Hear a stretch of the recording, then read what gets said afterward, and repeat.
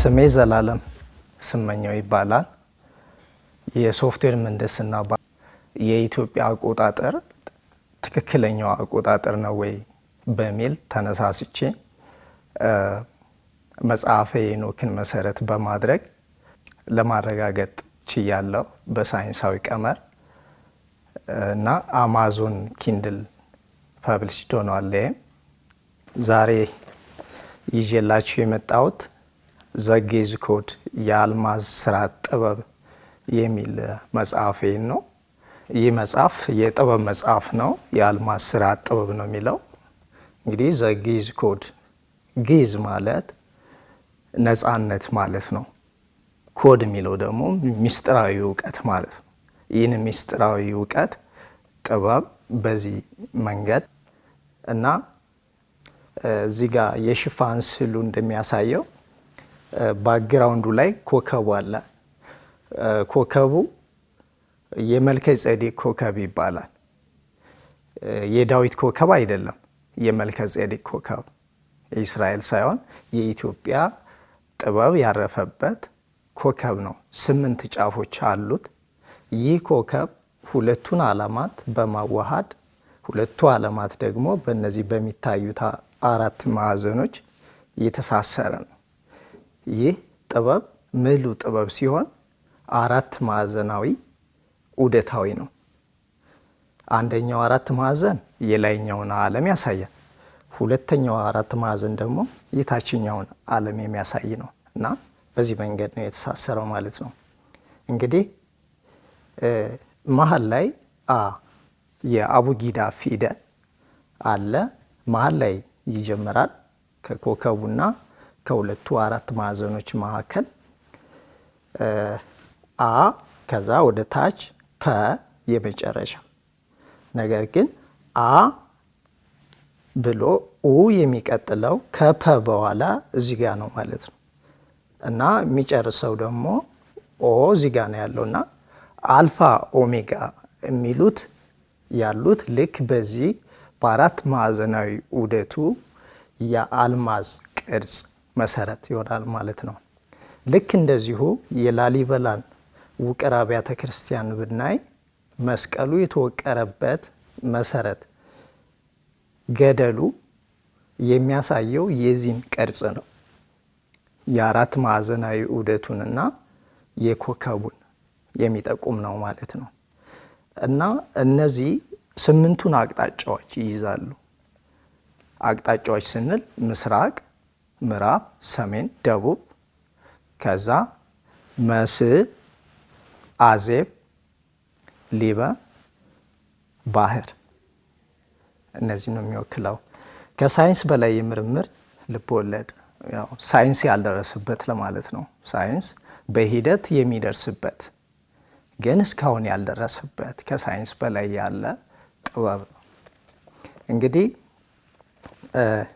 ይህ መጽሐፍ ውስጡ ምን ይዟል የሚለውን ትንሽ ገለጻ ለማድረግ መጽሐፉ ከያዛቸው ብዙ ቁልፍ የምርምር ስራዎች መካከል አንደኛው አልማዝ ስርዓት ወይም ደግሞ ስርዓት የሚለውን ያካተተ ነው። በዚህ ስርዓት ውስጥ የአልማዝ ስርዓትና የወርቃማው ስርዓት የሚል 2 ስርዓቶች አሉ እና የኢትዮጵያ ስርዓቶች በዋናነት 2 ነበሩ፣ አልማዛዊ ስርዓትና ወርቃማ ስርዓት።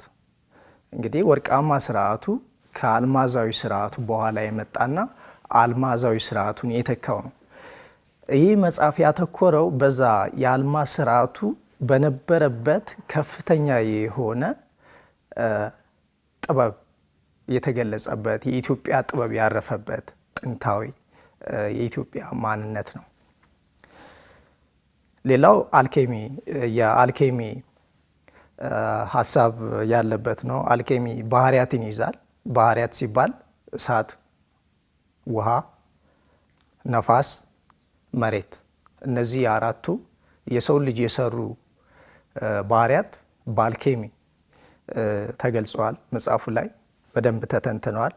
ከባህሪያት ባሻገር ንጥረ ነገሮች የምንላቸው ለምሳሌ የአርኪያዊ ሰንጠረዥ የያዛቸው ንጥረ ነገሮች በደንብ ተገልጸዋል። ሌላኛው ቅመማና እጽዋት ነው። ሌላኛው ማዕዘን ነው። ማዕዘን ሲባል ቅድም እንዳልኩት 8ቱ ማዕዘናት፣ እነዚህ ማዕዘናት ከላሊበላ እስከ ኢየሩሳሌም እስከ ነጩ ቤተ መንግስት ማዕዘን መሰረት ያደረገ ጥበብ ያረፈባቸው ናቸው። ሌላው አቡጊዳ ነው። አቡጊዳ እንግዲህ ዜማ የሚቀመረው በአቡጊዳ ነው።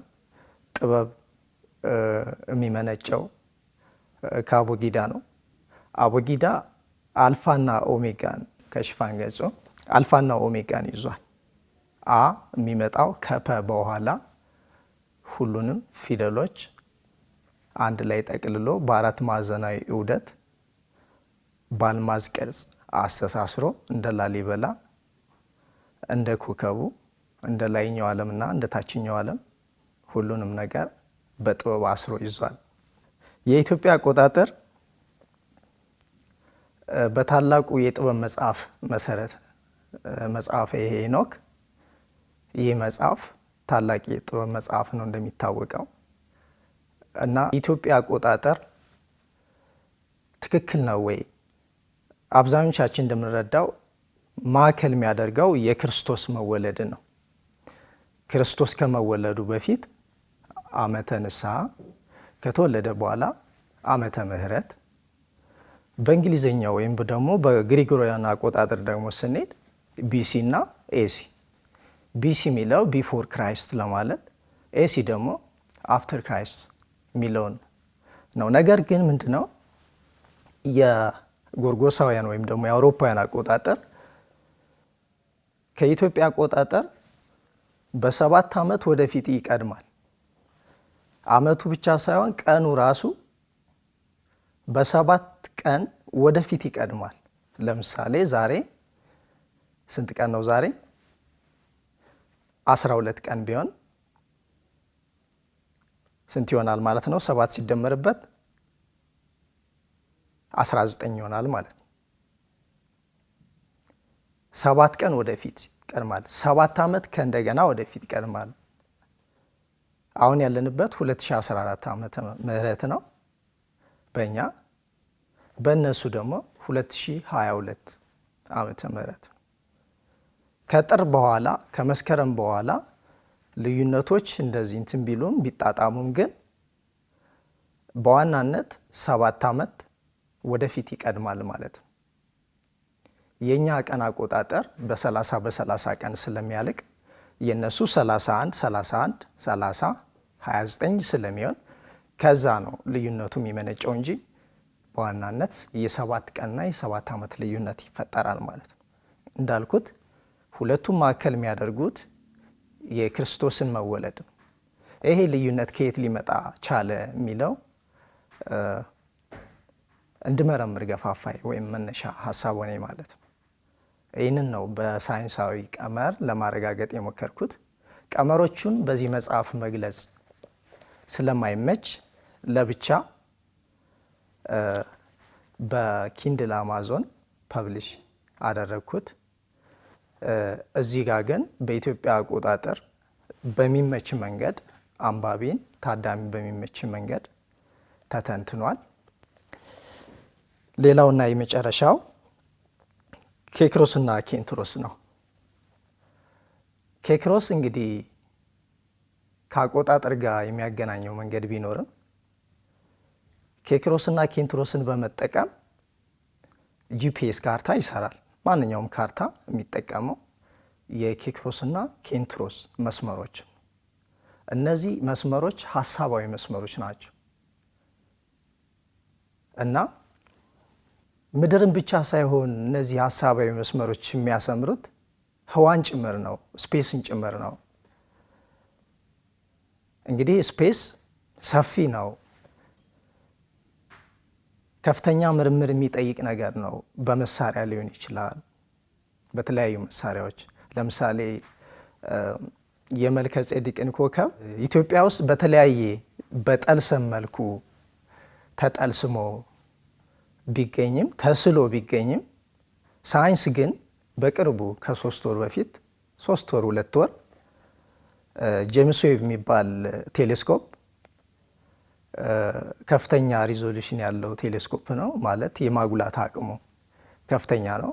ይህንን 8 ጫፍ ያለውን ኮከብ በቅርቡ ዜና ላይ ያስነብቦናል፣ ምስሉንም ጭምር ማለት ነው። የሚገርም ነው። ናሳ ራሱ ይህንን ኮከብ በጣም በተለየ መንገድ ነው እንትን ያደረጉትና ሳይንስ ስላልደረሰበት እንጂ ዙረን መምጣታችን ስለማይቀር ከአሁኑ ግን ማንነታችንና እውቀታችንን መፈለጉ ይሻለናል ብዬ አስባለሁ።